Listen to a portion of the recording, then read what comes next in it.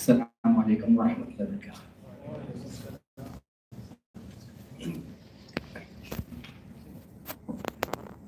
الحمد لله الذي أنزل على عبده الكتاب ولم يجعل له عوجا قيما لينذر بأسا شديدا من لدنه ويبشر المؤمنين الذين يعملون الصالحات أن لهم أجرا حسنا ماكثين فيه أبدا وينذر الذين قالوا اتخذ الله ولدا ما لهم به من علم ولا لآبائهم كبرت كلمة تخرج من أفواههم إن يقولون إلا كذبا فلعلك باخع علما على الأرض زينة لها لنبلوهم أيهم أحسن عملا وإنا لجاعلون ما عليها صعيدا جرزا أم حسبت أن أصحاب الكهف والرقيم كانوا من آياتنا عجبا فتية إلى الكهف فقالوا ربنا آتنا من لدنك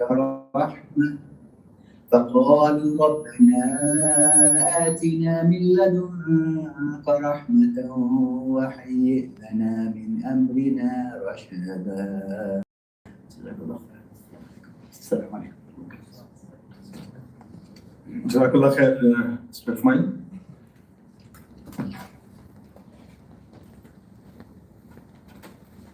Okay, to our program. First off, a few housekeeping rules. If you have your phone, just keep it on silent, turn it off, please. It's disrespectful if someone is on the stage and receive a call, gets distracted. So please be mindful of that. And there is only one exit. God forbid if something happens. Anyway, so just keep it in mind. Washrooms are on your right, I believe, or otherwise you can ask for us. You can bring them there. So to begin with, first of all, I would like to thank the Fusilat Foundation, Fusilat Academy, for giving me this opportunity. And also along with that, I would like to first thank all the wonderful kids for their wonderful presentation. In the last few days, I've been part of the team and I've been listening to your wonderful, wonderful presentation. And for me, it was like a refresher course, I can say, right? Each one of you came in and with your own topic, you gave your presentation and a lot of memories, a lot of, it was really good. It was like a kind of refresher of all the presentations, all the scholars that I listened to. So that was really good. And I thank you for that. To begin with the next program. Yeah, so most of you must be thinking what this program is about. So let me just clarify a little bit. So the purpose of this program is to make you, all the participants, aware of what is coming for your final, to socialize, to know each other, to break the ice, as we say in our Toastmaster word. Maybe some of you may not have come to stage, or you have some fear or something. So we want to break that and make you comfortable. And also, if you have any questions or anything that you can run, we have our team to answer your questions. That's the main purpose of this program. So then tomorrow you can go and then prepare yourself for final. So that was one of the things. Then I'm going to walk you. Actually, I wanted to display it, but for some reason I was not able to. But just walking you through the program. So the first will be our keynote speaker, Mr. Nabil Hamid. And then after that, we will have a communication skills workshop that will be conducted by one of our senior member. So this communication skills workshop will teach you some communication skills, like when you go onto the stage and deliver your presentation, what are the things that you need to keep in mind, and some tricks you can see, right? So that is there. And then after that, you have a table topic session. Do you know what table topic session is? Anybody? No? Okay. Anyway, so Uzair will walk you through that, but that is the table topic session.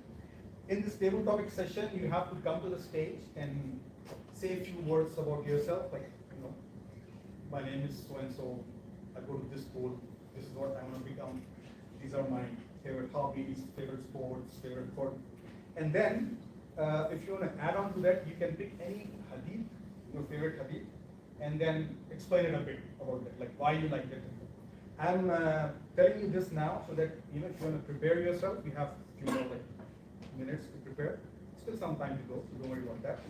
But don't be afraid, take the stage and speak whatever you want to speak, right? So there's no rules or no nothing. Okay, so that's the next program. And then after that, we have a demo presentation. So this will be done by Afraz Sheikh.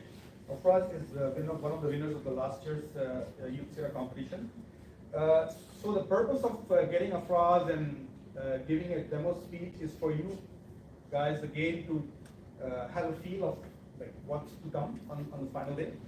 So you can learn so many good things from there.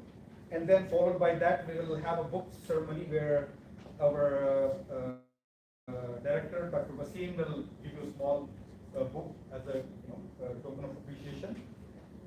Followed by that, you will have a speaking order selection. So basically, speaking order selection is on your final day who will go to give your presentation first, right? So that will be the draw. That will be conducted by Dr. Shafiq. And then in the end, we will have a Q&A session. So if you have any questions, we will have our panel. They'll be here, so you can ask whatever questions out here.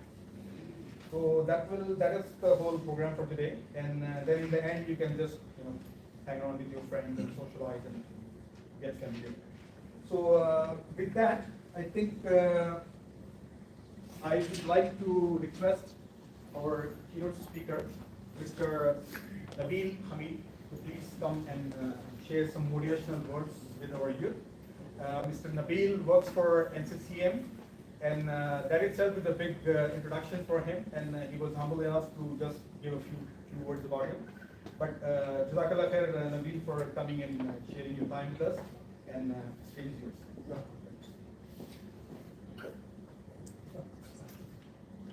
السلام عليكم ورحمة الله وبركاته.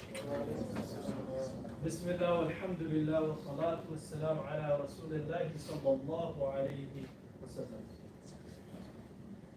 Thank you very much for welcoming me. It's so beautiful to see a room full of young, driven Muslim leaders. That's what I see, Muslim leaders. Now, have you ever thought to yourself, what power do I have to bring change? Do I have the money or the ability, the influence? But the thing to think about is what would happen if we all asked this question and we let the answer just be the doubt in our abilities and we did nothing about it? The question is, where would you find yourself? Where would we see the state of the world? Would we survive? Or would we be in a place of poverty, helpless, waiting for someone else to help us? Often when we look to answer this question of what ability, what influence, what do I have in bringing change, we believe that only adults or well-established leaders can bring about change. But before we dive into this false reality, we must consider what Allah subhanahu wa ta'ala says in the Quran. Allah subhanahu wa ta'ala says, أَوَلَمْ يَتَفَكَّرُوا فِي أَنفُسِهِمْ مَا خَلَقَ اللَّهُ السَّمَاوَاتِ وَالْأَرْضِ وَمَا بَيْنَهُمَا إِلَّا بِالْحَقِّ وَأَجَلٍ مُسَمًّى وَإِنَّ كَثِيرًا مِنَ النَّاسِ بِلِقَاءِ رَبِّهِمْ لَكَافِرُونَ. What does Allah subhanahu wa ta'ala say in translation? He says, have they not reflected upon their own being? Look at yourself as an example. Allah only created the heavens and the earth and everything in between for a purpose and appointed term. Yet most people are truly in denial of the meaning of their Lord. Allah subhanahu wa ta'ala does not create anything without purpose.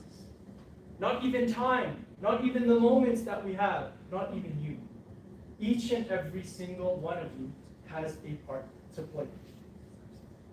Now the question is, the moments will pass by, but will we take a hold of them, or will we forget about them? And will they go to waste?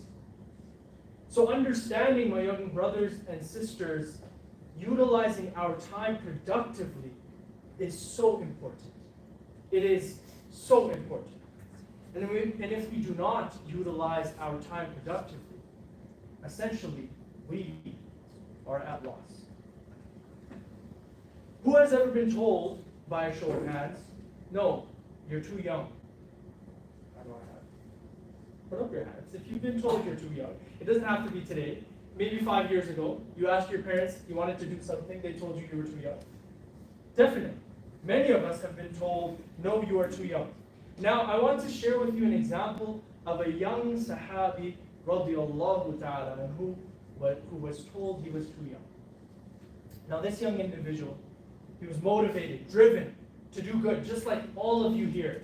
You know, subhanAllah, it's a Friday night, and mashallah, you're here in this beautiful setting. This young Sahabi, he was motivated.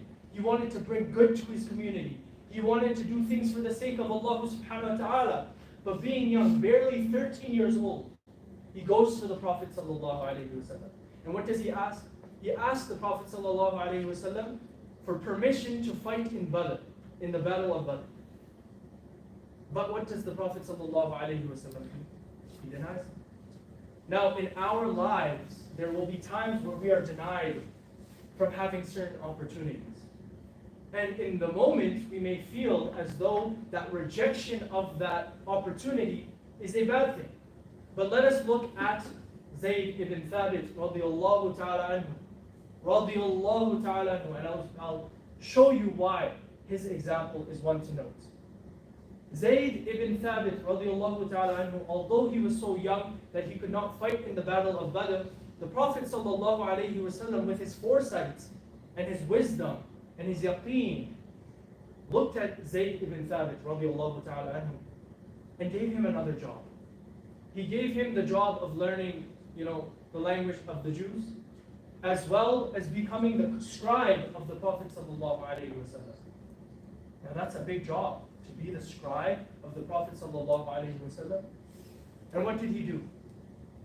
He was the one who wrote down the Quran, the words of the Quran, to those words that have been compiled into the mushaf that you read on a daily basis.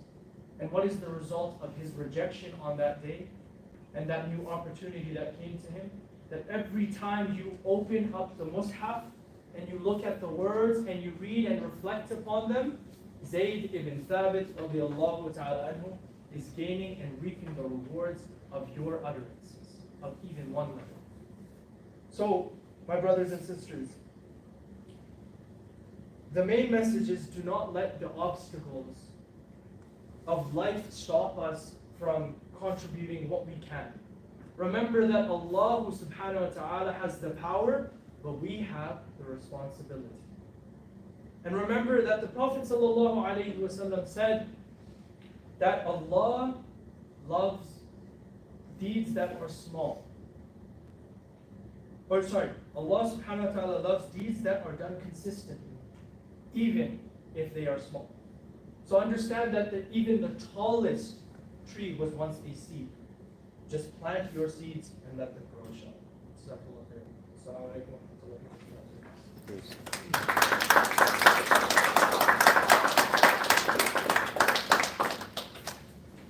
Jazakallah khair, Nabil, for those wise words. Beautifully said.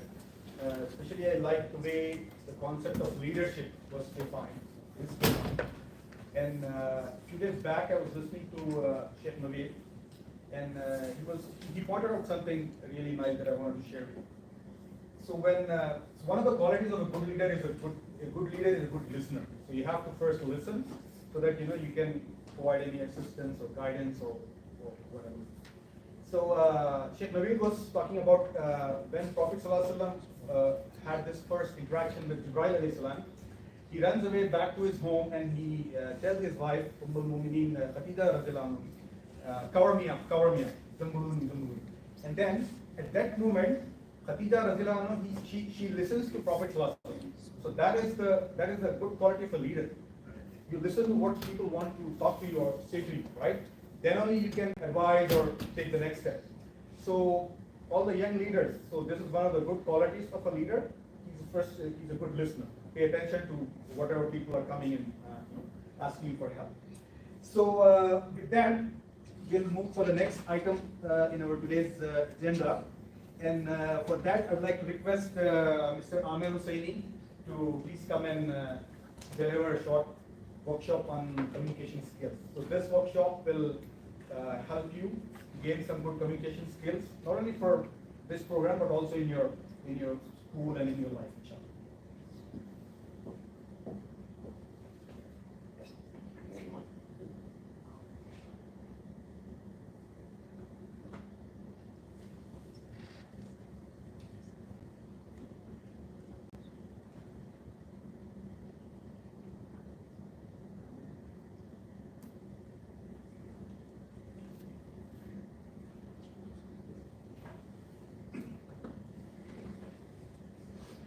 Assalamu alaikum wa rahmatullahi wa barakatuh. So, how are you all doing today? Good? Today we are going to look at few of the communication skill tips that are going to help you in delivering your speeches. So, to begin with, let's see what is a speech, what's the purpose of a speech or a presentation. Can someone say what is the purpose of it? Yes. Convey your message. Anything else? So, generally there are three purposes for delivering a speech. First is just to inform, which is mostly you do it in your schools or universities when you are presenting your subject. The second one is to influence or persuade your audience. This is what you are going to do it in this conference. So here, your presentations and your speeches are going to influence your audience to understand the Seerah, to understand the message that you are presenting from the Seerah and follow it and apply it in their lives. The third one is just to entertain people, like stand-up comedy or humorous speeches and other things. So every speech will have an opening, a body, and a conclusion. We are going to talk about what this means, opening, body, and conclusion later in the other slides. So your speeches are based on PowerPoint presentation. You all have prepared your presentations, but there are few tips that are going to help you in delivering them very effectively and having an impact on your audience. So your PowerPoint presentations, I'm sure you must have prepared it based on the topic that you have selected that should be influential and motivational for your audience. And you should have done research to prepare that presentation. You should have listed down in a logical manner, structured your speech and presentation properly.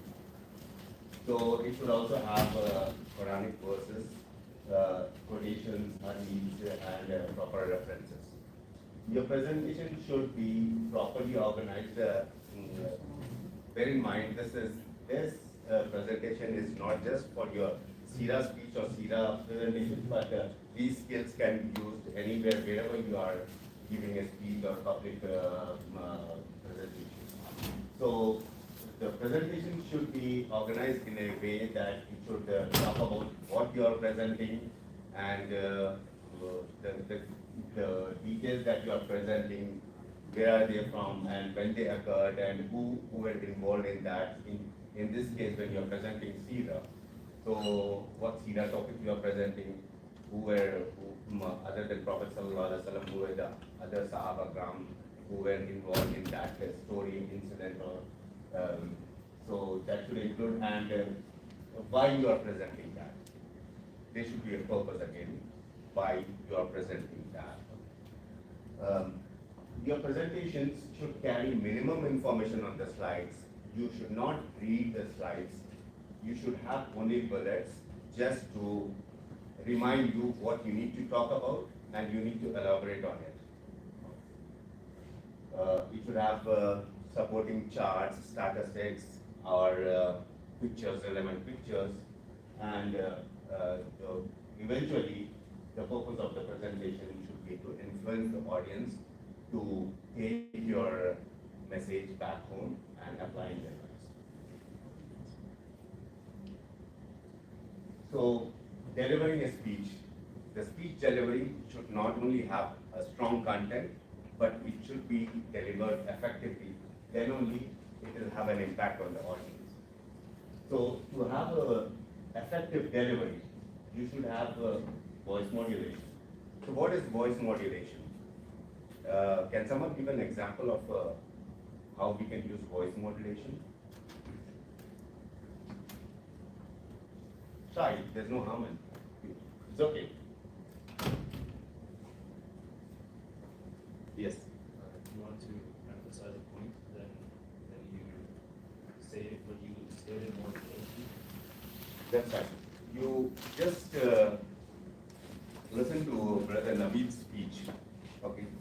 I was just listening to him. He was applying all the communication skills in the speech. So when he was talking about the young child who came to Prophet Sallallahu Alaihi Wasallam, Zayd bin Thabit, how did he start?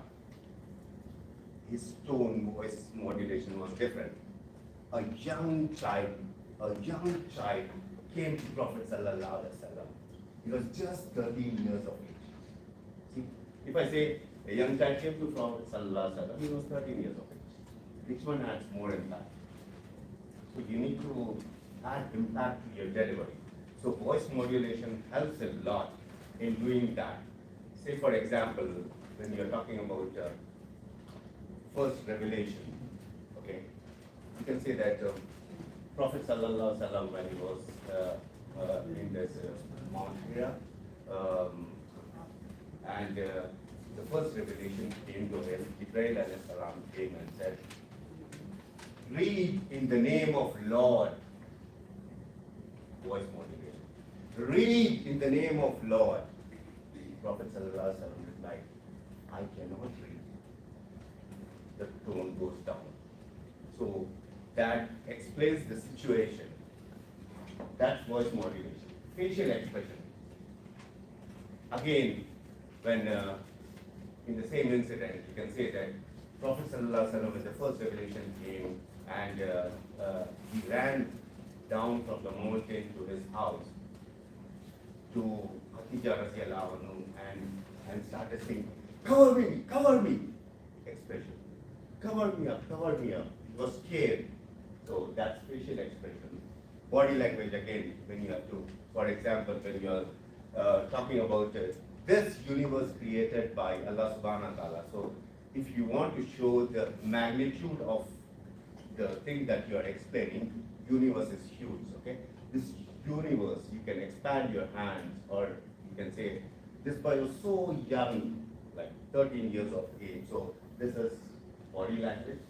Eye contact. Eye contact is very important. When you are giving a presentation, you should not just stick to one audience, you should keep referring to the audience on both the sides, on your left as well as right, as well as use your podium to go around so that you're relaxed, you can sort of your nervousness this way.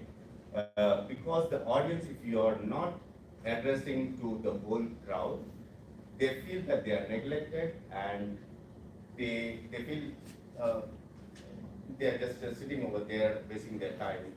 So they don't feel important. So you need to make them important. That's important. So you need to have eye contact throughout your talk. You need to show enthusiasm, of course, and you need to make sure the audience attention is with you, because always you may be the last speaker when the speakers, when the audience have already been sitting over there for a couple of hours, listening to 6 or 7 speakers in front of you, they will get bored and they are distracted. And if you, by chance, if you get the last slot to speak, if they are not with you, whether your speech has a strong content or you are delivering it properly, if they are not with you, they will not have an impact of it. So that's very important. So let's talk about the opening techniques. As we said, every speech has opening, body, and a conclusion. So the opening has to be effective. You have to immediately grab the attention of your audience. If your opening is strong, then the audience will feel that, yes, this speaker is going to talk something interesting, so I should listen to the speaker. But if your opening is weak, from the very beginning, that connect will not be there between you and your audience. So opening has to be very strong. Some of the examples of a good opening are, you can bring up a relevant hadith of the topic that you are talking about. For example, if you are talking about the importance of Seerah, you can say, Baletuna Anni Wale Aya, convey from me, even if it's one verse or any other code that is relevant to your topic that you are presenting.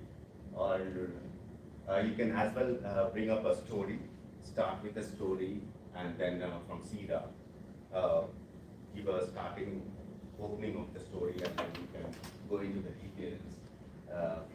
You can as well come up with a prop and say, come up with a smiley and say, the simplest sunnah is to smile when you meet someone else.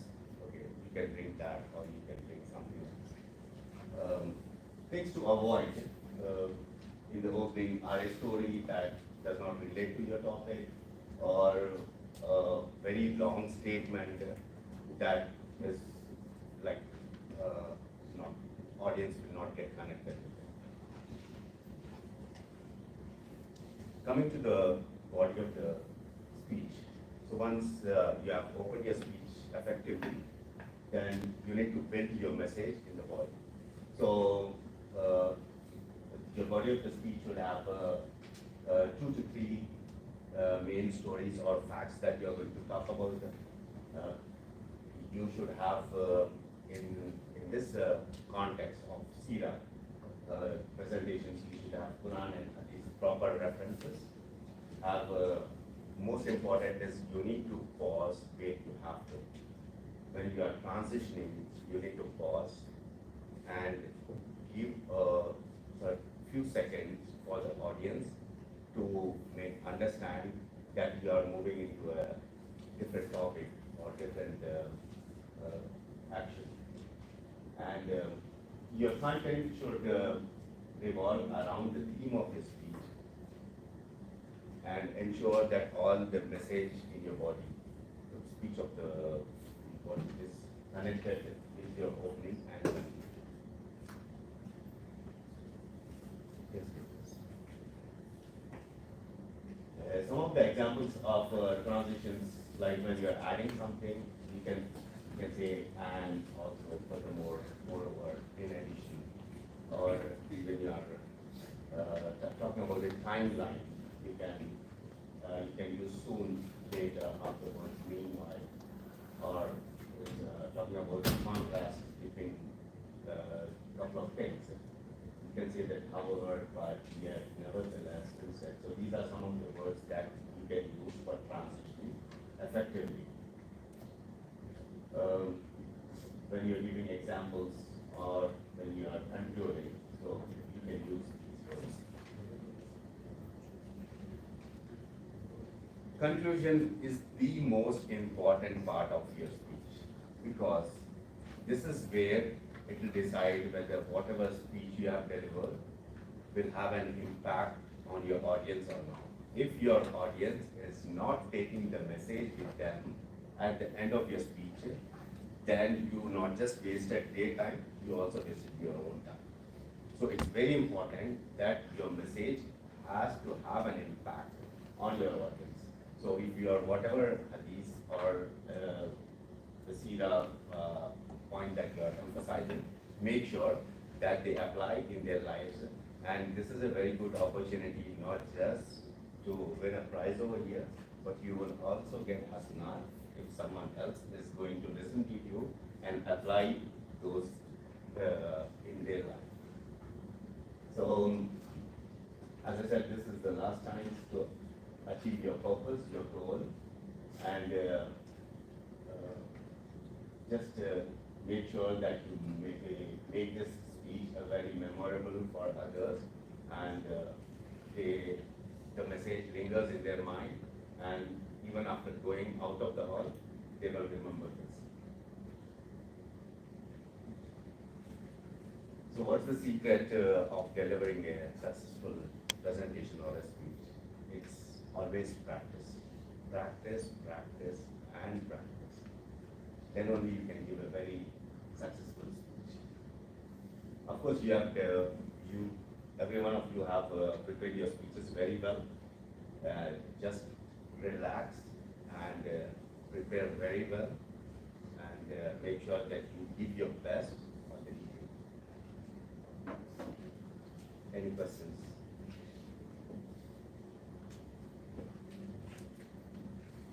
Yes.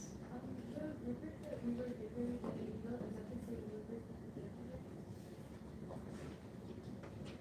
That's very important. So you need to understand that rubric so that you know where the points are going to be given, and make sure you practice those areas very well. Yes.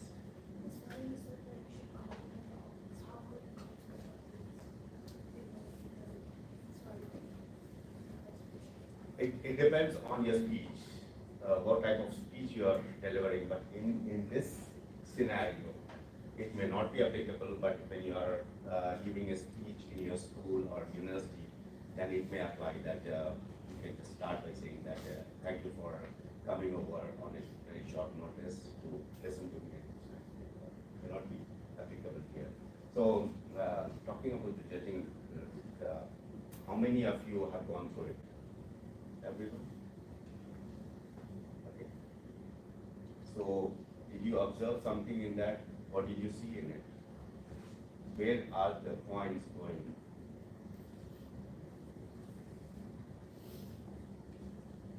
So, what's the ratio between the content and delivery? Yes. Sorry? No. Content is more. 60% of it is for content and 40% is for delivery. So it's equally important to deliver it effectively and have a very strong content. Yes, sir.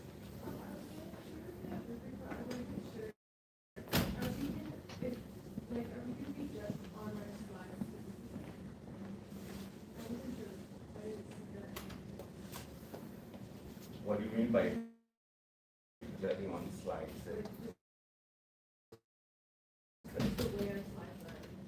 Of course, as I said, if your slide includes a lot of information, written information over there, and you're reading on it, that's not the proper way of presenting it. For my presentation, it should be just in bullets.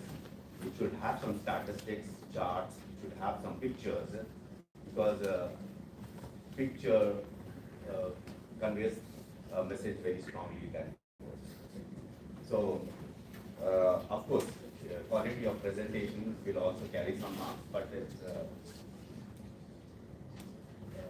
the ratio of it is not right. But most important is it should not carry a lot of information. The slide should not carry a lot of information. Any other questions? Aisha has some questions. No, sure. Okay. No more questions, then thank you. Thanks for listening. Thank you, Amit.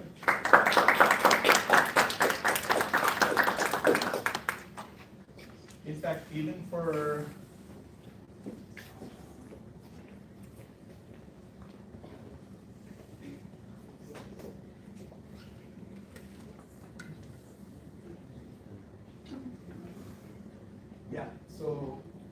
and for me, that was a refresher course summit, so thank you for that. And probably I'm more addressing towards my right side because I believe this is the better half of the Ummah, but I'll try to justify both the sides, inshallah. So, before we move on to the next item, just a question. Like sometimes I imagine you have a time machine, right? And then you go back into the times of Prophet ﷺ. What do you think? How you will do it? Or like what you will be, or what role you will play? I think about this many times, right? And the other day I was listening to a sheikh, and he was saying one of the Sahabi came to Prophet ﷺ, and he was so overwhelmed by his persona, his personality, that he started shaking. We don't know how we will react. I don't know how I will react, right? So then Prophet ﷺ said, relax, take it easy. I'm just, I'm like a normal man. I mean, that was his humble nature. So think about what you will do, what role you will take. Like for example, like if I had that choice or chance to go back, probably I would just like to stay with Prophet ﷺ like 24/7, just serve him like in whatever way I can. One of the Sahabi, I think Zayd bin Haris, if I'm not wrong, that's what he used to do, right? He used to serve Prophet ﷺ. So that was his personality, that even though he had a choice of going back to his parents, I just want to stay with you, I just want to of a prophet or a learned person. So, and then this, I would like to invite Uzair Salim. Yeah. So please help me welcome Uzair, and Uzair is going to walk you through this session, and he will give you all the guidelines and what it means. Thank you.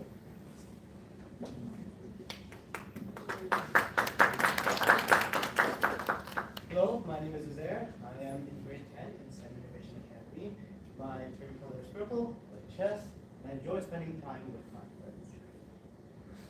Today I will be conducting table topics, and just as a reminder for table topics, you will be speaking for 1 to 2 minutes after introducing yourself first, and then and after I gave you a topic.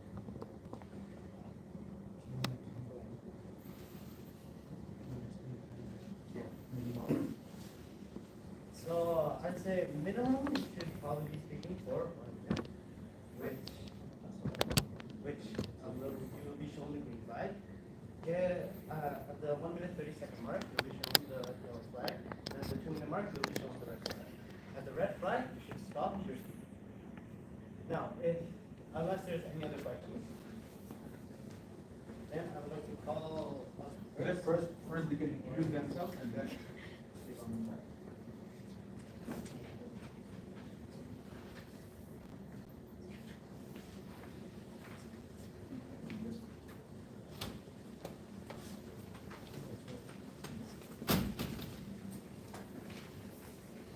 Excuse me for a second.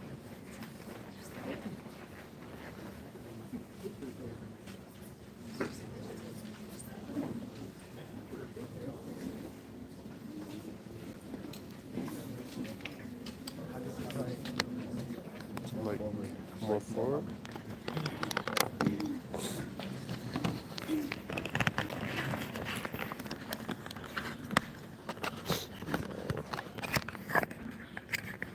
Sorry for that. More forward this way. First, I'd like to call up, if I actually pronounce your name wrong, please repeat correctly. I'd like to call up Gloria Dagi.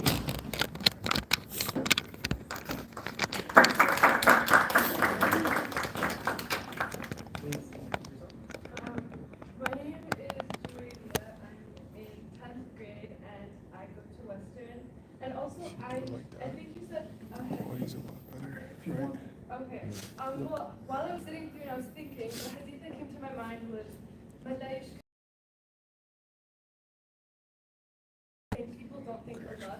So I just wanted to take like this quick opportunity to thank everyone here who has made it possible, like starting like from my parents, who I'm sure wanted to disown me at some points in this process. But so yeah. my like peers, friends, who we were just like texting each other, talking, like, did you get in, did you not?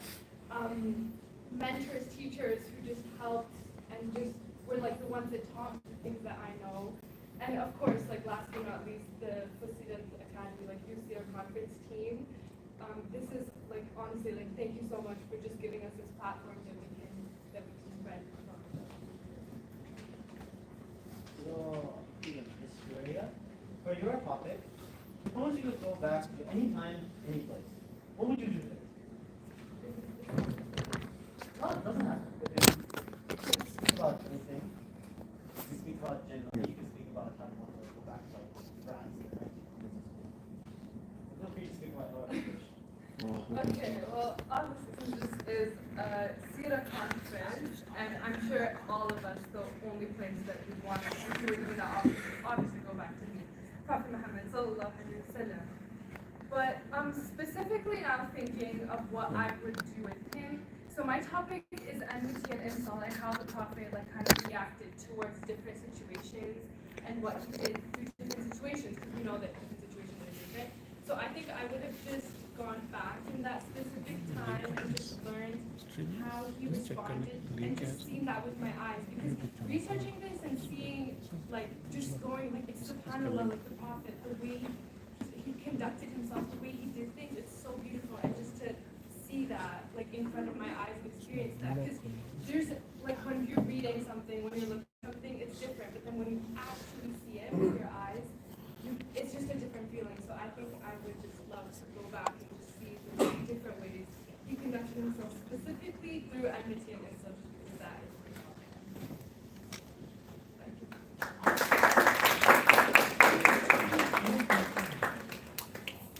Next up, I would like to call Harun Mustafa. Introduce yourself.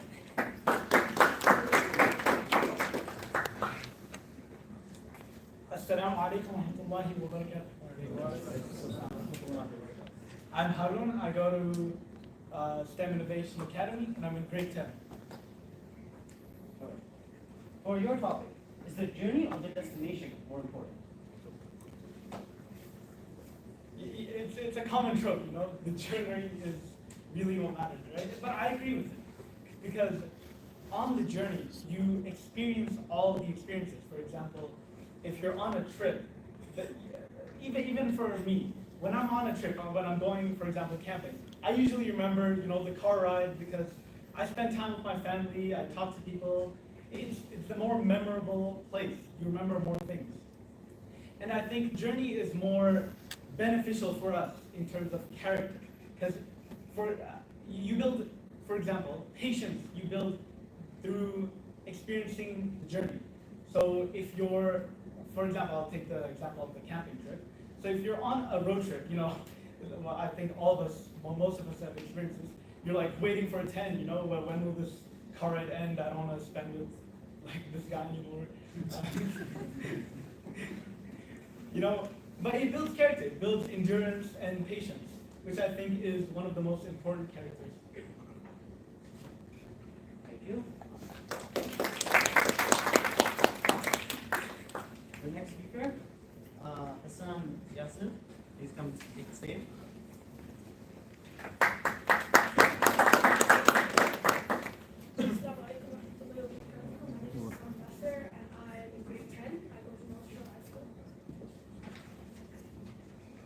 For your topic, what do you enjoy about growing up? So, I feel like when you grow up, the most enjoyable thing is just to live in the moment. Because once you grow up, you remember all the times when you were younger and what you could do, you can't do as an adult anymore. I feel like as you grow up, you learn many characteristics from your parents and stuff like that. And once you grow older, you have more responsibility as well. When you're younger, you have less responsibility upon you, and you feel more free. Then when you're older, you have more burden on you, and you have a job you have to complete, or something that you have to do in terms of like providing for your family, or just outward, just doing something in particular. When you're younger, I feel like don't have to do much. You're more free. You can do anything you want. And when you're younger, you can get away with a lot of things, a lot of naughty things you can do. You can get away with a lot, but when you grow older, I feel like you're more restricted into a certain force field, which you cannot escape.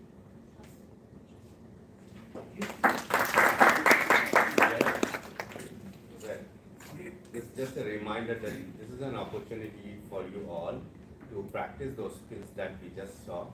So try to utilize the podium, go around, have eye contact, try opening your, even a 1 minute speech is a speech, it will still have an opening, a body and a conclusion. So try to open it very effectively, have your message in between and then close it. So this is a practice session, try to apply the skills. For the next speaker, Mohammed Mazrudin, please take the stage.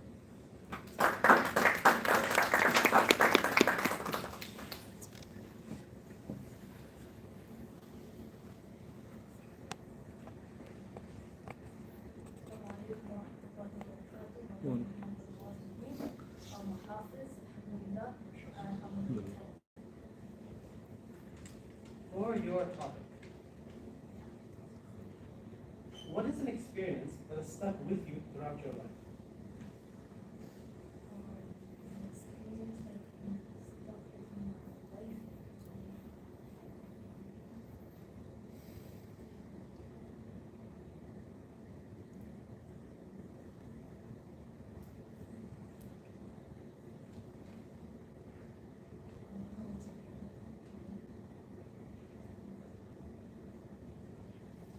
You can say something from your capping prayer. Any recent you learned something?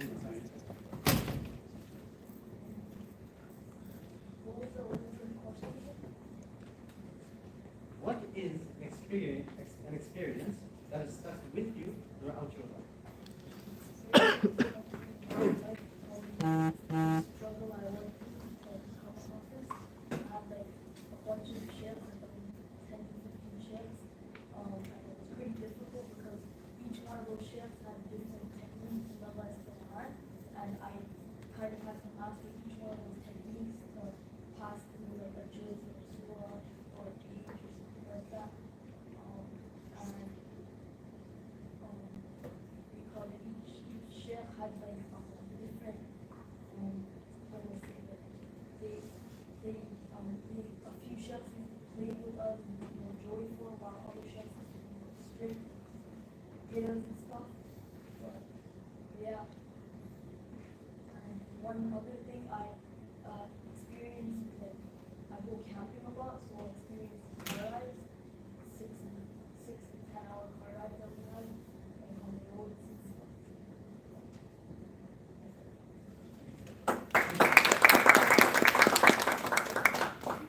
Next, I would like to call Asma Talbi.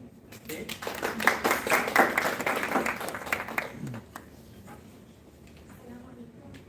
My name is Asma Talbi. For your topic, what type of technology would improve your life the most? I feel like I already have that technology in my laptop because that's what I do all my schoolwork. And like for like the student also I use my laptop to do my research and find my hadith and Thank you.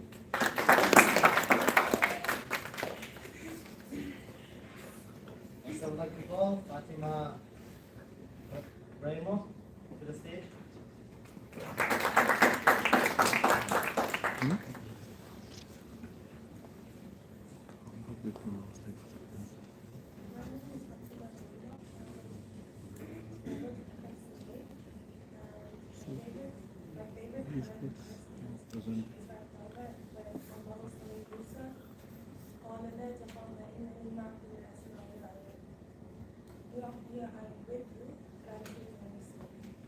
During one of the hardest times of my life, which was my country's divorce, I was losing myself, but yeah.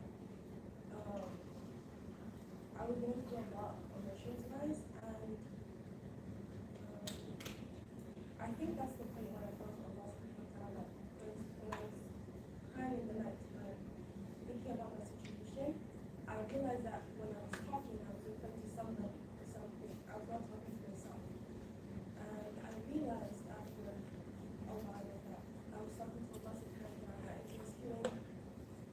what I was saying in my heart and what I was telling him in the middle of the night. I was a little bit scared of where I ended up after the whole situation. And so when I heard this ayah, I thought about my situation and why I ended up today. That I'm not depressed, I'm not sad, I'm not afraid. I think that's one of the biggest things, the biggest ayahs that impacted me in my life. For your topic, what interests you the most about meeting new people?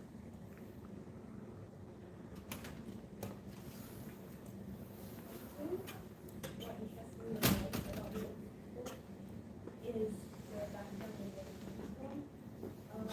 Just from understanding and knowing the places they've been from and their families, I can get kind of a sense of who they are as a person, and I can actually tell whether I can understand and communicate with them and that if our personalities will match.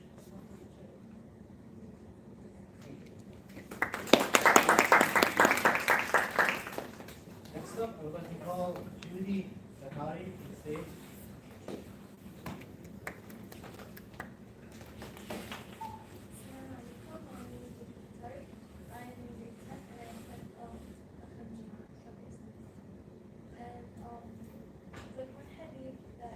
I really, really like. It's when the Prophet ﷺ said, if Allah wants to do good to somebody, he inflicts them with trials. And me, like as an older sister, I have 4 young siblings, and I take care of them most of the time. And so there's a lot of hardships that I may go through, and I also go through like other hardships in my life besides my siblings. Sometimes at school, sometimes at home. And so this hadith just makes me feel like if I am going through a lot of hardships, then that means that Allah knows why He's putting me in those tests. And it just makes me feel like Allah wants me to be great. For your topic, do the opinions of others outweigh your own? So me as a person, I'm an overthinker, so like people's opinions usually matter a lot to me, especially if someone's upset. I usually like beg for their forgiveness, and so like people's opinions, they usually do matter a lot to me, but sometimes I feel like what other people think should not be the main reason why I should quit doing something, because like what matters the most is what Allah thinks of me, not what other people. So I just have to remember that. And it also goes back to what I was saying about hardships, because let's say one of the hardships I went through was me having a hard time with people understanding me and seeing where I came from. This relates to it because I can remember that Allah wants me to be put in this position so I can learn a lesson and that I could teach people and see where they're coming from, where they're coming from as well.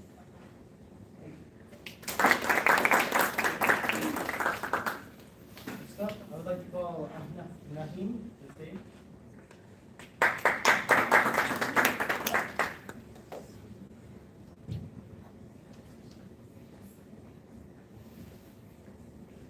Assalamu alaikum, everyone.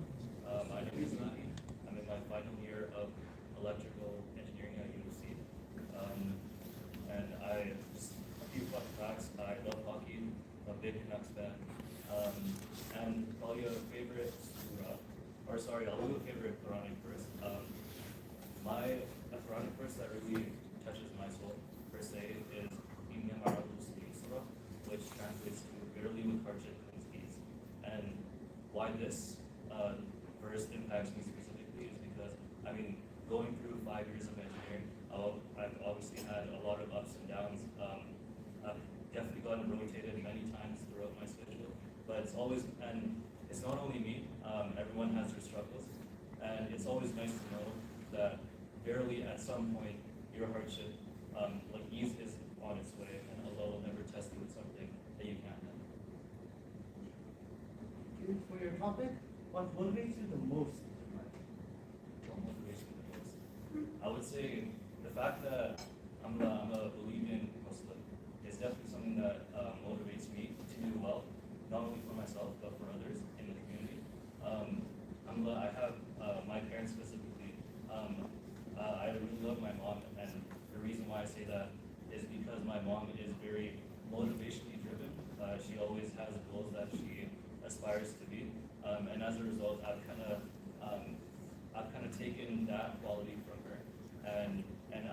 very goal-driven person. I have many goals that I set aside and that I go for.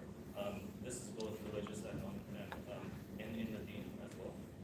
And so these goals that I strive for, it's no matter what gets in the way, no matter what obstacle comes in my way, I do whatever I can to overcome those obstacles and to reach for the stars, as they say, and aspire to achieve whatever I can, whatever is within my means. But obviously, you can't achieve everything, right? There are some limitations in place. Whatever Allah has decreed for you, that's what you will achieve. But I do the best I can to achieve what I can and make my parents proud, make myself proud, and make the community proud.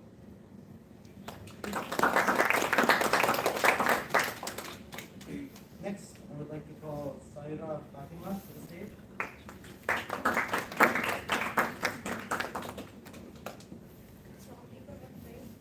I'm Seerah Conference and I'm in my first year studying computer science at UMC. For your topic, what is the best way to learn something? So the best way to learn something would be when you practice it and when you experience that.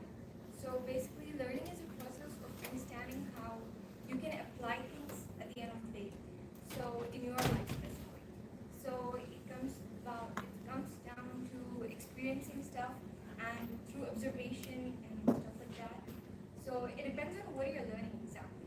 So if you're learning something from science, then that would be experimenting and observing things and implementing them in your life and connecting that so that you can get a better understanding of what you just studied. Thank you. Next, I would like to call Mariam Sai to the stage.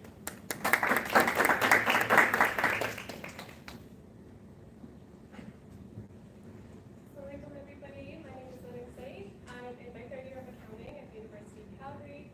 I guess the hadith that I really like is the one that says the person who seeks knowledge, Allah subhanahu wa ta'ala will make easy for him the path to paradise.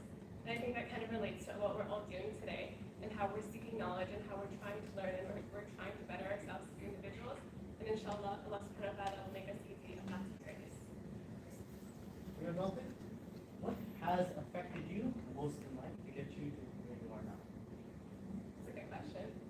I would personally say that what has affected me is probably my sister and the hardships that she's faced as an individual.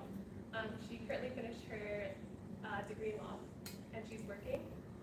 She was always there for us, and no matter what we faced, she was there for my brother. She was there through my parents' divorces. We were mentoring divorces because we're all going through our own things. We're all going through hardships. Seeing how she used that, seeing how she used these hardships, how she used these troubles to become a better person, to do better for herself, to educate herself, to inshallah get into the path of paradise, inshallah. I feel like that is something that's definitely made me who I am today and helped me to push me to work in my studies, to become a better person educationally, to become a better person to people around me, and just to become a better person overall. That's what helped me. Next, I would like to call Seerah Conference to the stage.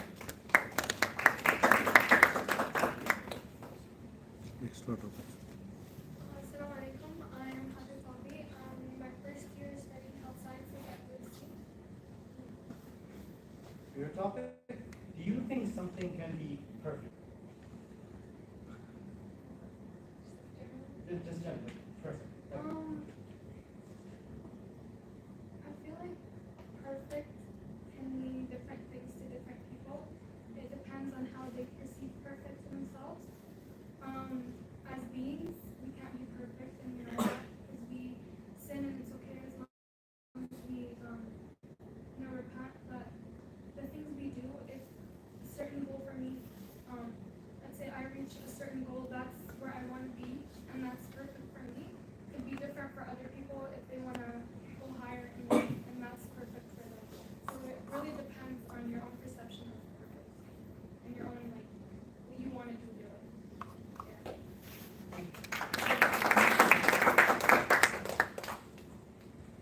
Next, I would like to call Aisha Rashid.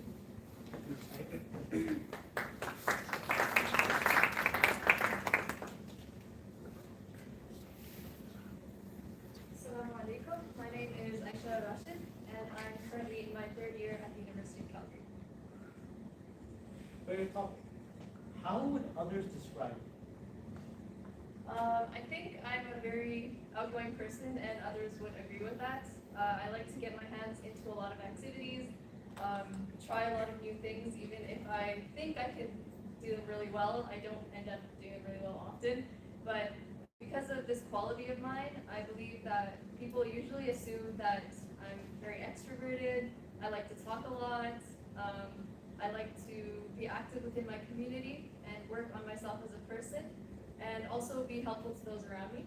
So when I'm in, for example, my home, my goal is to be the coolness of my parents' eyes. No matter where I go, that's usually what I'm thinking about, to avoid anything that would harm them and of course harm myself eventually. I also like to work on myself physically and mentally, so keeping myself active, participating in things that are good for personal and career development, dabbling in a lot of things like internships and different fields to figure out where exactly I want to go in life.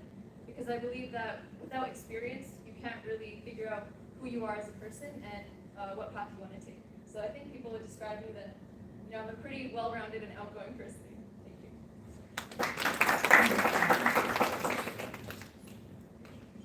Next, I would like to call Seerah Conference to the stage.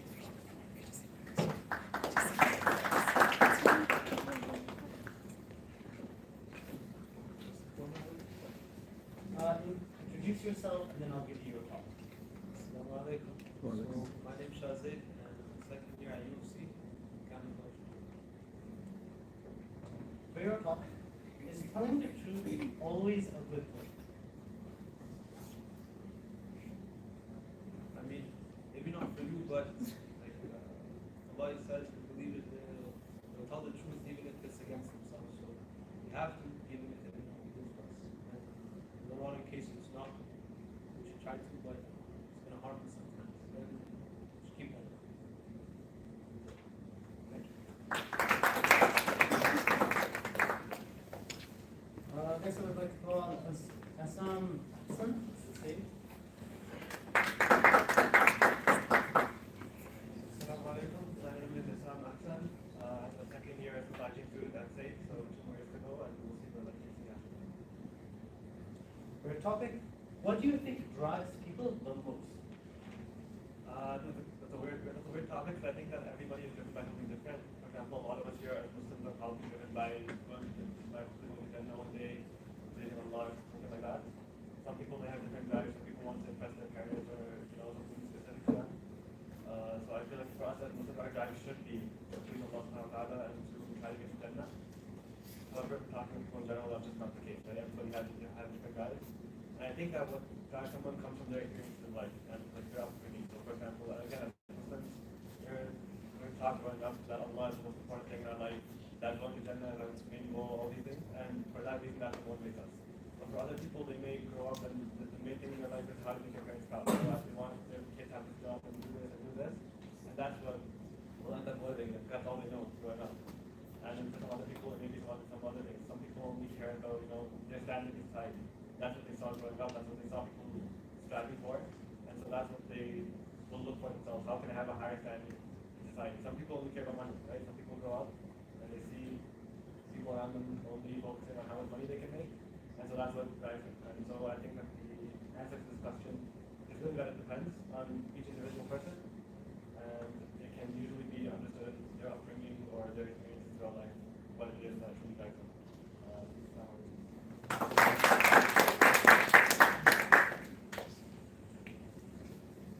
Next, I would like to call Zainab Mustansib to the stage.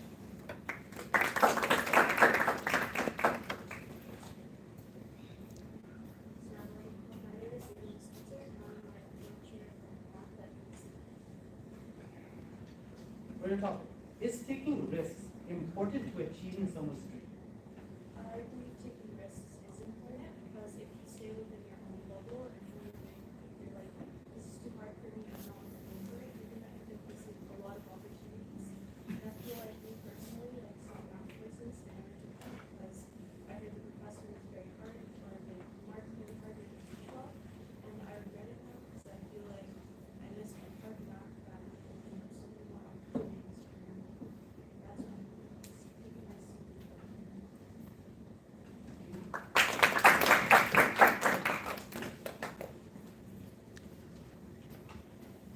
Lastly, I'd like to call Aisha and Numa to the stage.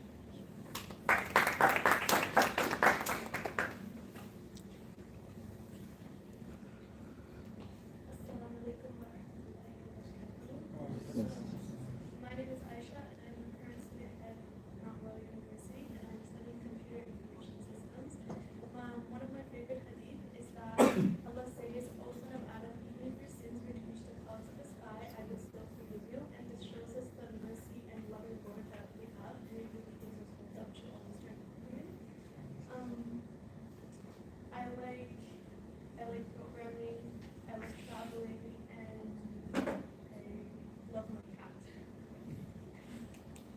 Favorite topic. If you could buy one thing in the entire world, regardless of its price tag, what would you buy?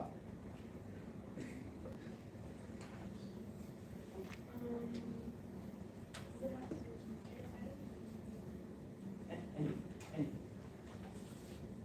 I think right now with the present ongoing situations that are happening in the world, it would probably be peace for our Palestinian brothers and sisters and all the Muslims that are facing hard times in their lives. And we all know like how bad the situation is, and despite that, they're still trusting Allah and keeping their hopes up, and I think that's something we have.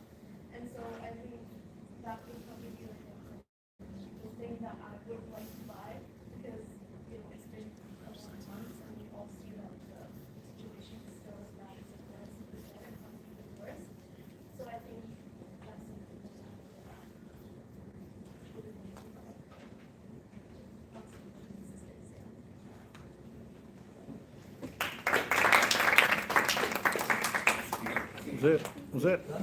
Uzair, you missed one. Yeah, Afifa Haq. Then Steve, would you like to come to the stage? Alright, so Assalamualaikum warahmatullahi wabarakatuh. My name is Afifa Haq. I'm in grade 10. I go to Public Islamic School up from Jama'ah. And some of my hobbies include drawing, writing, filmmaking, basically anything that distracts me from the last hobby that I got bored of. And as for sports that I play, basketball and badminton, those are the only two I'm good at. Somewhat. And as for a hadith that I really resonate with, it would be when Prophet Muhammad said, a man follows the religion of his friends, so be careful who your friends are. And I feel like the way a lot of people look at this is, be careful who you're friends with, because they can either guide you to become closer to Allah Ta'ala, or they can guide you to be farther and farther away and start sinning and go down a really dark path. The way that I look at it is, it kind of motivates me to become a better person, so that not only can I become closer to Allah Ta'ala, but I can also guide other people to become closer to Allah Ta'ala. For your topic, if someone makes a mistake, how do you encourage them? Okay, you asked me a hard question. Oh my goodness. Okay, so if somebody makes a mistake and how to encourage them, I feel like the first thing you don't do is you don't start yelling at them, you start criticizing them for what they did, because obviously everybody makes mistakes. We're all human beings. We've all done things in our lives that maybe we shouldn't have done, or we just didn't have the foresight to realize that this wasn't the right thing to do. And the last thing that we want when we're already beating ourselves down and we're already feeling extremely pitiful for ourselves is for somebody else on the outside to be telling us these exact things that we're thinking in ourselves, right? So we need to be more encouraging. We need to be more kind and thoughtful to these people. That doesn't mean we sugarcoat what we're saying. It's just saying that we shouldn't be saying that like, oh, you should continue doing this bad thing. You should continue doing this. We shouldn't lie to them, but we should be kind in the way that we're truthful to them, just the way that Prophet Muhammad did. He was delivering the truth to people. He's saying Allah Ta'ala is the one true God and I'm his last messenger. But he wasn't screaming at people. He wasn't being rude. We all know that Prophet Muhammad was extremely kind-hearted and eloquent in his speech. He was still spreading the message of the truth, but he was doing it in a very kind and extremely loving manner. And I feel like that's the way that we should address people when they make mistakes. Thank you for listening.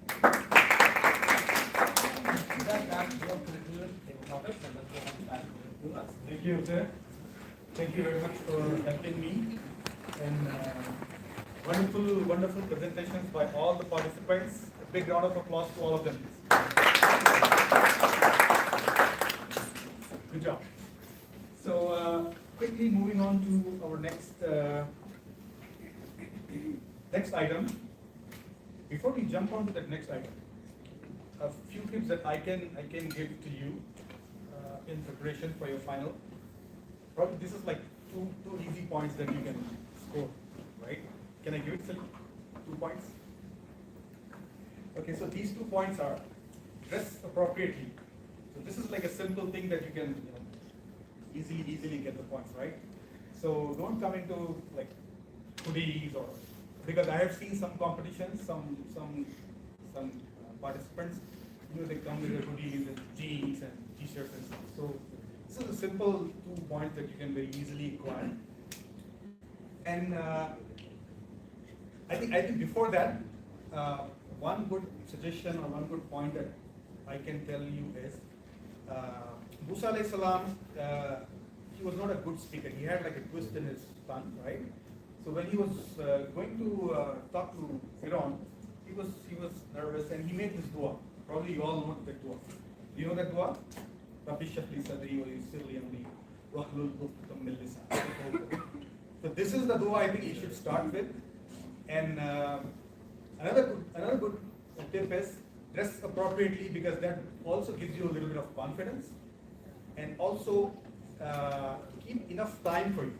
So if you have enough time, like if you're running and you're getting late to the program, you're just like running in, then you might be a little bit, this is another tip. So I gave you 3 tips, and Mr. Amir gave you a bunch of other tips, some of the tips that even I am going to follow. So with that, I would like to invite Afraz Sheikh to give us a demo of the speech that he did last year, and just bear with me. So a few things about Afraz is Afraz is a second-year biomedical engineering student from UFC, and last year he won first place in Seerah Conference in 2023, and he has won several leadership and character scholarship awards through his school, which is FFCA, and he's a very passionate volunteer that I've seen, that I can vouch for. And in his free time, he likes to do creative writing, fitness, and poetry. So welcome Afraz Sheikh to deliver a demo speech for this presentation. Afraz Sheikh. You want to put that presentation? Oh, sorry. Is it in your eyes? Actually, I think it's right there. I asked you to. It's fine. I can do it. You go. No, it's go ahead if you have, just open it. This is Do you have an email or something? I have it on me.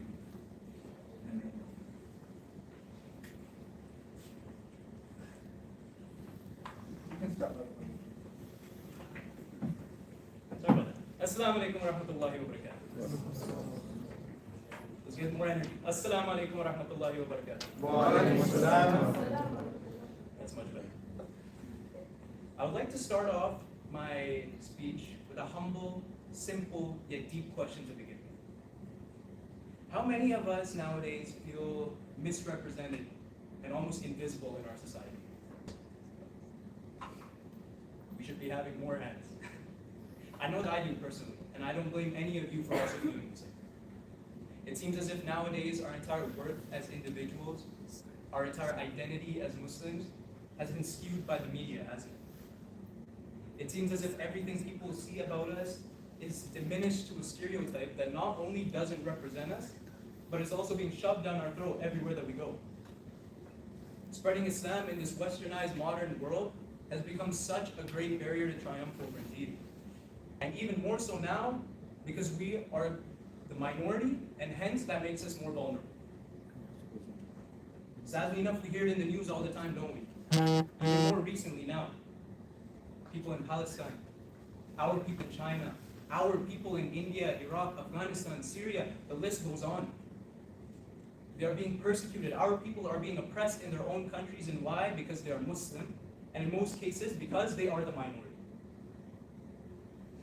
The Prophet Muhammad sallallahu alaihi wasallam, I want to hear you say, sallallahu alaihi wasallam, he explicitly told us that all mankind is from Adam alayhi salam and Hawa alayhi salam.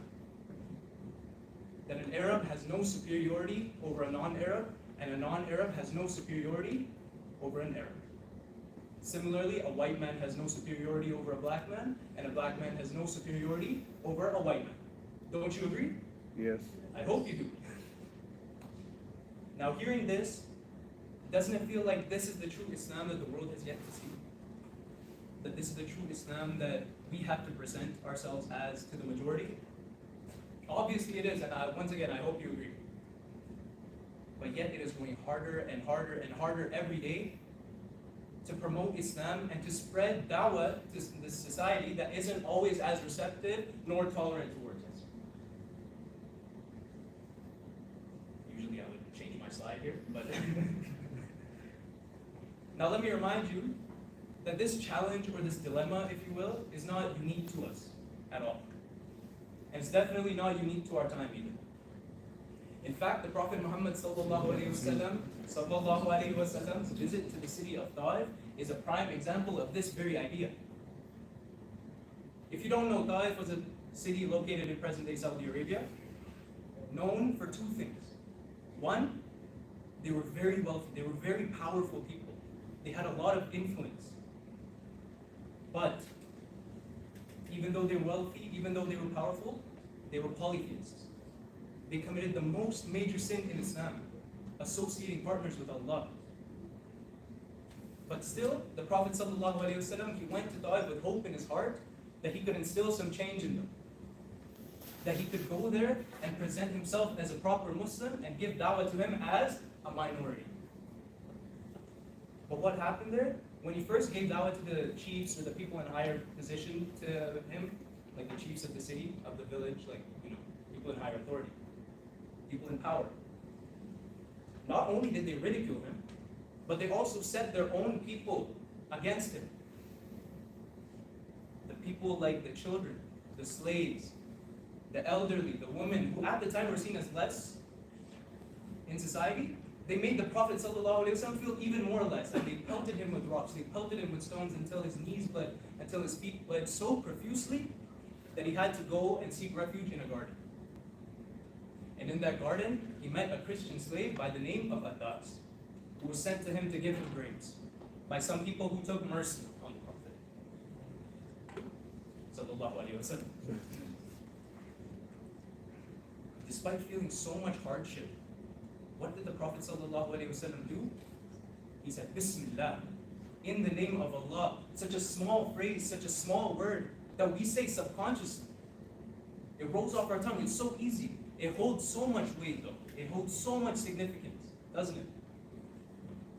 And this shocked us because these words, this phrase, was not common to the people of the city at the time. So rightfully, Adas asked, "O person, where have you come from?"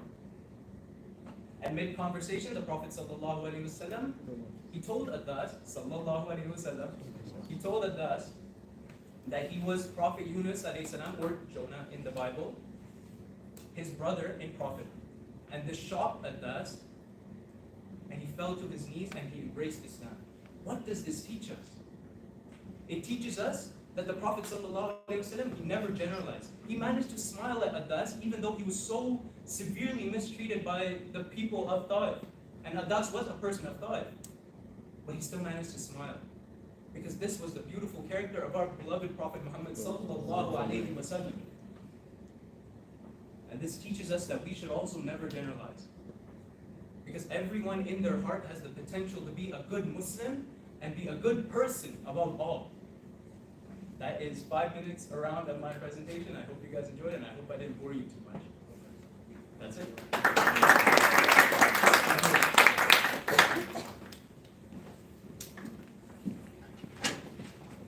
Thank you for us, and I apologize for not displaying the presentation, but even though you did amazing, so that's really nice.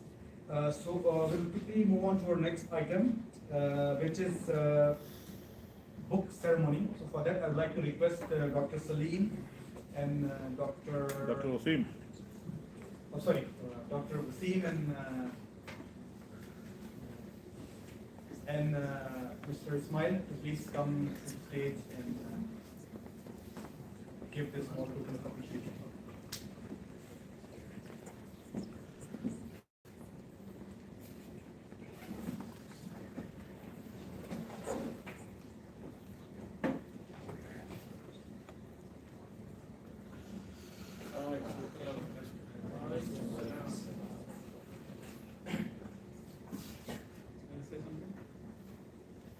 No, the projector.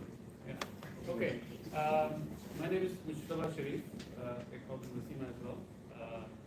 So I'm the chair of this conference, as well as the founder and president of Kusurat Academy, which is organizing this conference. Alhamdulillah. So we'll have these books gifted to you. But before that, I'd like to really emphasize a couple of things. Okay? Number one, you have come so far to take part in this competition, right? There was some process you went through. You have gone through that, and not everybody could make it here. Right? Some people that couldn't come here for several reasons, but you are lucky enough to come here, mashallah, tabarakallah. And then some of you, like two of you, three of you from one category, and the three will win the prize, right? And you are all looking for winning this prize. Is that right? Yeah. Are you looking for winning the prize? Yeah, no. You want to lose? Yes. And from your side, you want to win the prize? Yeah? No? No? Then why? Why are you competing? What's the purpose of competing? To get to that. Getting to that point, she just highlighted. So the purpose of this whole process, of course, we added a competitive event aspect to that, to motivate and come forward and learn about that. So the main purpose of this whole exercise is to encourage you to learn about Seerah. Learn about the Seerah, learn about the characters of the Prophet, learn about his stories. Not only learn, but also demonstrate yourself as a true character of Prophet. Okay? So that's in a nutshell what we are doing. Okay? Even if you win the prize, lose the prize, you're still gonna do that, right? You're still a Muslim, you're still the follower of Prophet, you still would like to practice and look like Prophet, practice like what Prophet did, all these things. Okay? And one, as I said, one important component of that is communication skills. So we have that aspect built into that, so that when you go and give dawah or be yourself, teach to the people, you should have that skills of talking and saying. Okay, so that's about like quick overview about that. Okay, so we have two categories of books, which I'll handle through it in a moment. But before that, let's quickly think about a moment in the Prophet's life. Okay. So, can anybody tell me who was accompanied when he was migrating from Makkah to Medina? Who accompanied Prophet Sallallahu? Was that? Abu Bakr Siddiq, right? So there, I don't want to go to the whole story. We all know the story, but they're sitting, hiding in the cave. And what was the name of the cave? Cave. What is the name of the cave? Huh? Jabal itself, right? That's what it is. So they're sitting there, and the people are chasing, people of Makkah. They're trying to, catch them. Of course, there was a big prize put on the head of the Prophet, like 100 camels, if I remember correctly, 100 Mercedes, if you can think about it this current time. So people are looking for it and trying to catch them, okay? And they reach to that place as well, where Prophet and Abu Bakr were sitting there. So even to the situation that they can see their legs or the head of the cave. Okay? At that moment, Abu Bakr tells Prophet, they are here. Rasulullah, they are here. What can we do now? So what was his reply? What did he say? Abu Bakr Do not fear, Allah is with us. What is the Arabic phrase? La tahzan, inna Allah ma'ana. Right? That is the positive thinking, optimism, okay, the Prophet had. Right? So that's the optimism we need to build. Okay? So that's the reason I have a book here called The Role Model for Positive Psychology. Okay? What is truly a positivity as a Muslim? Okay?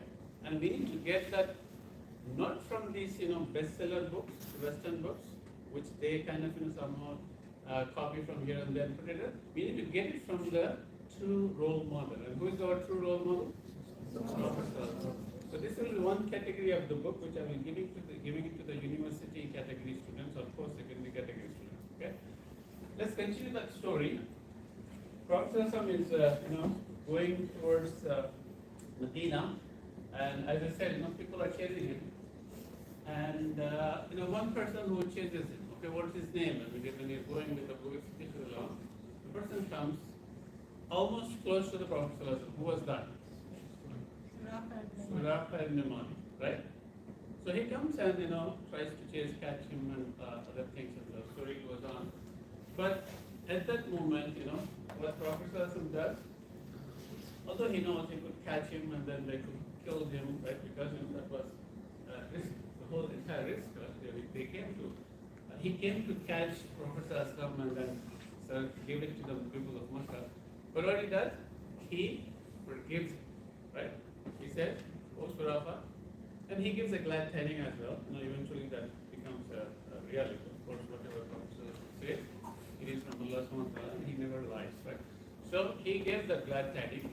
But the point I want to highlight is the forgiveness he made to that person, right? Although it was a big risk. And that's the morality, that's the character of Prophet sallallahu alaihi wasallam. And this is not just a one story, but there are number of stories in the Seerah. And that's what I want to highlight in these books. The golden morals, golden morality, the stories of Prophet sallallahu alaihi wasallam, which highlights the morality of the sallallahu alaihi wasallam. And that's what we want to learn. So this category of books will go to the high school students. Okay. Now, so what you want to do is take these books, catch one of us here, the elders, and go and get a signature of it. Okay. Talk to him, get one, kind of discussion with him, ask a question, or whatever you'd like to, give some advice, take some advice. Get a signature in the last part so that you remember that this book you got it during the Seerah Conference. Okay? All good? It's clear now? Okay? Now let's start. So I would like to request all of the high school students to come here.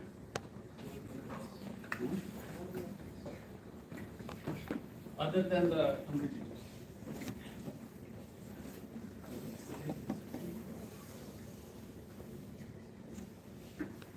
Okay, so let me call our guest speaker here, Nabil, right? Please come on stage. Thank you very much for coming. And also a couple of you guys, you can come here. So let's take this opportunity for you guys to. Yeah, come on. Even you, come. Yeah, come. Yeah, just stand over here. Just one by one or just one by one? Yeah. Go ahead and hand it over.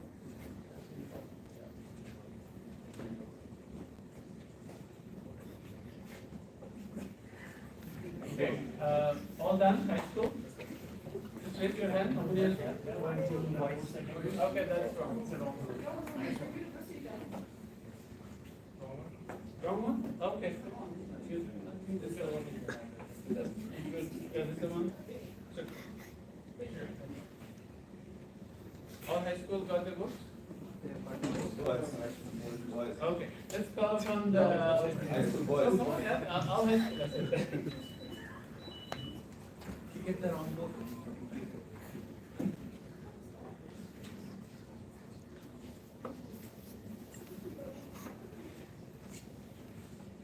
Okay, again, wrong. Okay, what's going on?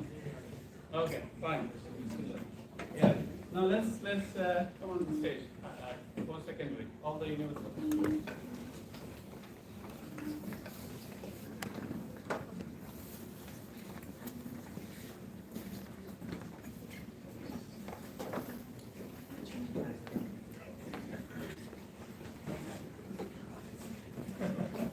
Hey man, take the hasanat, are you?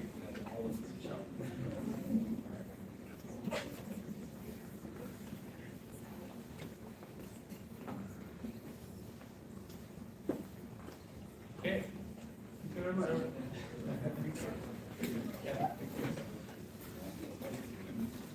Okay. So as I said, going to get someone on this side and get a signature on the book, okay? That's all about the book. Thank you very much. Looking forward to listening to you on the event day, inshallah. And try to be as natural as possible, okay? And as Asif said, dress well. Inshallah, see you there.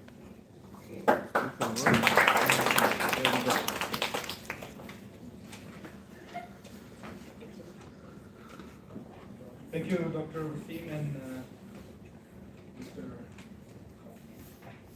Thank you, Ismail. So with that, I think I would like to request, this is the last item on our agenda today. It's an important item. So with that, I would like to request Dr. Shafiq to please come and assign the speaking order selection. Dr. Shafiq.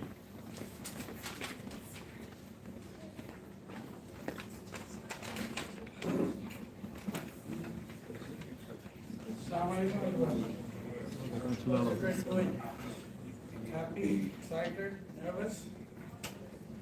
Sorry. Okay, another hour. So, yeah, my name is Shafiq, and I'm one of the member of organizing committee. I have been allotted the most important task of assigning the order. So, idea is simple. I'll come to you with this cute little jewelry box, which I have to borrow from my wife. This has cheats in it with number written. So there's two group of cheats, one for high school and one for post-secondary. So I'll come to the speaker, they'll take a cheat, and whatever number is written on it, that will correspond to your order. Okay. Yeah, and Brother Ismail will jot that number down here. So let's start with high school. So just to balance it out, I'll go one from girls and one from boys. All right? Let's start from here.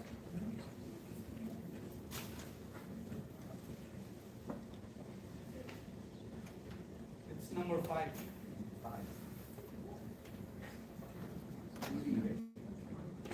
High school. High school.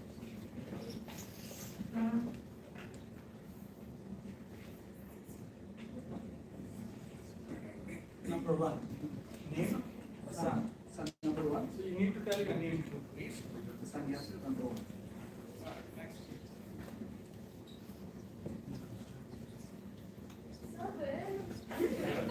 What's your name?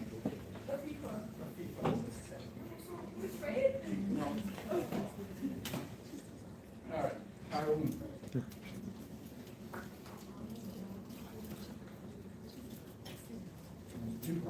Harun gets number